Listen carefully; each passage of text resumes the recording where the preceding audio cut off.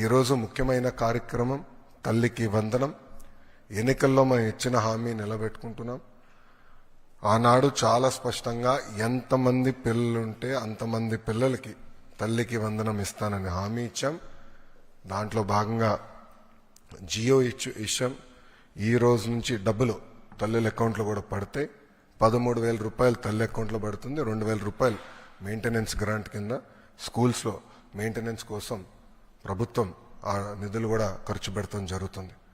So భారతదేశంలో ఎవరు చేయని విధంగా సంక్షేమ అభివృద్ధి కార్యక్రమాలు ప్రభుత్వం ఈరోజు చేస్తాం జరుగుతుంది. గౌరవ ముఖ్యమంత్రి చంద్రబాబు నాయుడు గారి నాయకత్వంలో సంక్షేమ అభివృద్ధి అనేది ఈ ప్రభుత్వానికి జోడెద్దుల బండి. మాకు చాలా క్లియర్ మ్యాండేట్ ఇచ్చారు. రెండు మీరు తీసుకెళ్ళాలి.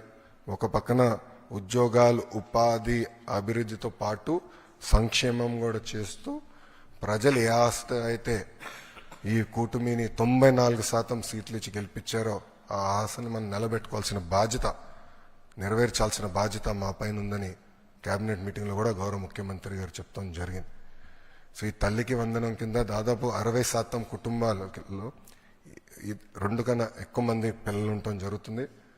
సో వాళ్ళకి 2 ఉంటే 26,000, 3 ఉంటే దేర్ ఆఫ్ డబ్బులు వస్తాయి.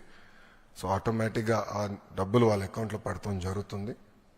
సో ఇచ్చిన హామీ బాబు సూపర్ 6లో ఒక హామీ కూడా, ఇది ఇంకొక మరో హామీ ఈరోజు కూటమి ప్రభుత్వం నిలబెట్టుకుంటాం జరుగుతుంది.